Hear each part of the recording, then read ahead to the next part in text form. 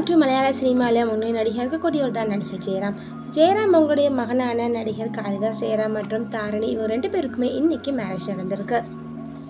கேரளா இருக்கக்கூடிய குருவாயூர் கோவிலில் இவங்களுடைய திருமணம் நடந்திருக்கு. எந்த ஒரு ஆடம்பரமும் இல்லாமல் ரொம்பவே சிம்பிளாக இவங்களுடைய மேரேஜ் நடந்து முடிஞ்சிருக்கு.